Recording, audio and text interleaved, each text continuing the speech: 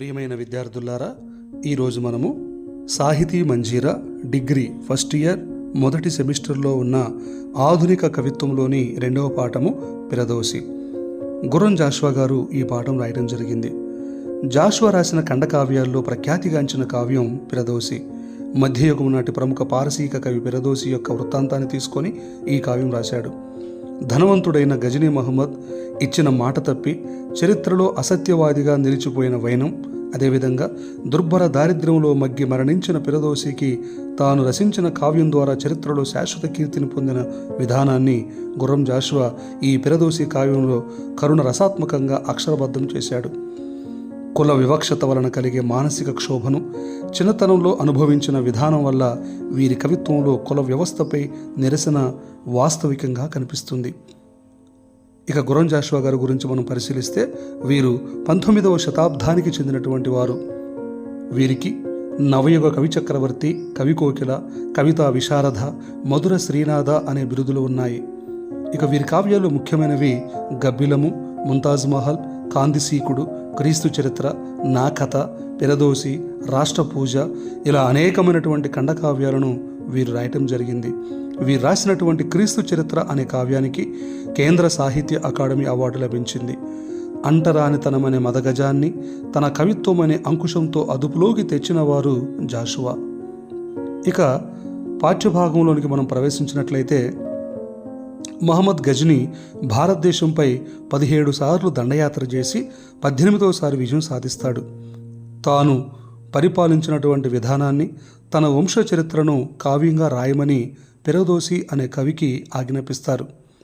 మరి వారి యొక్క అనుమతితోటి పిరదోసి కవి ఎంతో శ్రమించి ఒక్కొక్క రక్తపు బొట్టును చెమట బొట్టుగా చిందించి సుల్తానుల యొక్క వంశ చరిత్ర షానామా అనే గ్రంథాన్ని అతి మధురంగా రాయటం జరుగుతుంది. సుమారు 30 ఏండ్లు శ్రమించి 60,000 పద్యాలతో సుల్తానుల యొక్క చిరకీర్తిని అక్షరబద్ధం చేశాడు ఈ యొక్క పిరదోసి అన్నటువంటి కావ్యం. ఇక కావ్యం పూర్తి చేసుకొని మహారాజు యొక్క అంతఃపురానికి ప్రవేశించి వారి యొక్క ఆజ్ఞను తీసుకొని షానామా అనేటువంటి కావ్యాన్ని చదవటం ప్రారంభించాడు. ముందుగా సుల్తానుల యొక్క రాజ్య పరిపాలన విధానం, గజనీ తండ్రి సబక్తజిన్ కరుణార్థ దృష్టిని వర్ణించాడు. ఆ కావ్యము కవి యొక్క మనస్సులో మెదిలే భావాలన్నీ అక్షర గంగా ప్రవాహాలై పాదుషాను అతని యొక్క దర్బారును ఆనంద సాగరములో ముంచివేశాయి. పదాల కూర్పు, పద్యం యొక్క నడక గుర్రం కథను తొక్కినట్లుగా ఉంటుంది. ఇక పిరదోసి కవిత్వాన్ని ఎంతో చక్కగా ఆస్వాదించారు. అలా ఒక రాచ టీవీతో 3 మాసాల పాటు గ్రంథ పఠనం చేశాడు ఆ కవిశేఖరుడైనటువంటి పిరదోసి. ఆ తర్వాత ఆ కావ్యాన్ని రాజుకు సమర్పించి తన ఇంటికి తిరిగి వెళ్ళాడు. ఇక పిరదోసి కొలువులోని పండితులేమి ఏం చెప్పారో కానీ మహారాజు మాట తప్పి బంగారపు నాణేలకు బదులుగా వెండి నాణేలను పిరదోసికి పంపుతాడు. సుల్తాను పంపిన ఆ ప్రతిఫలాన్ని చూడగానే పిరదోసి కవీంద్రుని యొక్క గుండెల్లో కన్నీటి సముద్రాలు ఉప్పొంగాయి. లోకమంతా శూన్యమైపోతుంది. విషాద మేఘాలు కారు చీకటిలాగా కమ్ముకొచ్చాయి. ఆ ధనాన్ని రాజుకే తిరిగి పంపించి పొరలి వస్తున్న దుఃఖపు తెరలతో రూపం ధరించినటువంటి మరి కవి నిరాశ వంటి తన యొక్క బాధతోటి ఒక ఉత్తరాన్ని మహారాజుకి రాయటం ప్రారంభిస్తాడు. ఓ సుల్తాను మహాప్రభు, అమృతం లాంటి నా కవిత్వాన్ని మీ మీద వర్షించాను. ఆ పాపమే నన్ను చుట్టుకుంది. స్వయంకృతమైన దోషంతో కాలిపోతున్న అర్థం ఇంకా నాకు లభిస్తుందా? నా కలములోని సిరా బురదల మసిల రసహీనమై విషాద గీతాలాపనకి మిగిలిపోయింది. నేనెంత అభాగ్యుణ్ణి. వయసు జారిపోతుంది.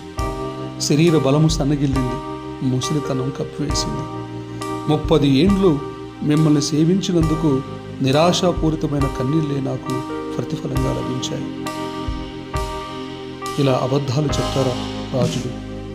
గొప్ప వంశంలో జన్మించి అల్లా మీద ఒట్టిపెట్టి నా బంగారు కావ్యాన్ని వెండితో తూచిన టక్కరివి నీవు. నీతో పూజలందుకుంటే ఆ అల్లాకు కూడా సుఖము.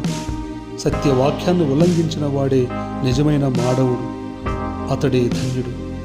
నా కావ్యం ద్వారా నీకొక కొత్త సౌధాన్ని నిర్మించాను, కానీ నా జీవితంలో దుఃఖమనే చీకటి చెట్లు గుంపులో సంచరిస్తాను.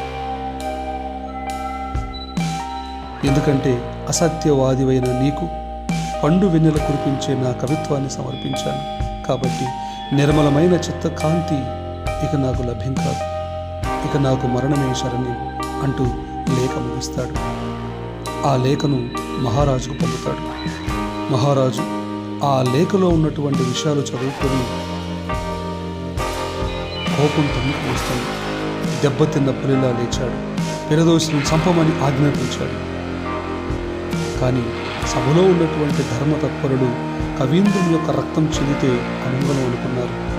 రాజు తల మీద కవి కర్పూరాన్ని వెదజల్లితే కవి తల మీద రాజు నిప్పును కుమ్మరిస్తున్నాడు.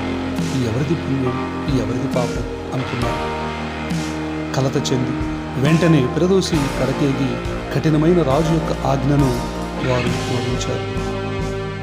పిరదోసి ముఖం మీద నిర్వేదంతో కూడిన నవ్వు పొడిగించింది. అసలు ఈశ్వరుడు ఉన్నాడా లేడా అన్న సంశయం మనసులో కలిగింది. తాను రచించినటువంటి కావ్యమే ఒక పెద్ద పులిలా తన శరీర బలాన్నంతా పీల్చివేసింది. జీవచౌనంలా ఊగీసలాడుతున్న ఈ అస్థిపంజరం ముహమ్మద్ ఖడ్గాన్ని రుచిస్తుందా? అవమానపు బాధ ఇంతటితో తరిగిపోతుందా అనుకుంటూ ఒక పద్యాన్ని మసీదు గోడల మీద రాశాడు. సముద్రం ముత్యాలకు నిలవు కదా అని ఎన్నోసార్లు వినిగాను. ఒక ముత్యం కూడా లభించలేదు. కానీ సముద్రమే నన్ను మింగడానికి నోరు తెలిసింది. నేనెంతటి భాగ్యహీనుడిని.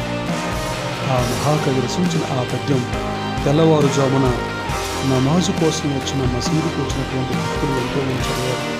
వారి శరీరం జలధరించింది. ఆ తర్వాత రాజు కవి మరణించాడన్నటువంటి వార్త తెలుసుకొని ఎంతో బాధపడ్డాడు.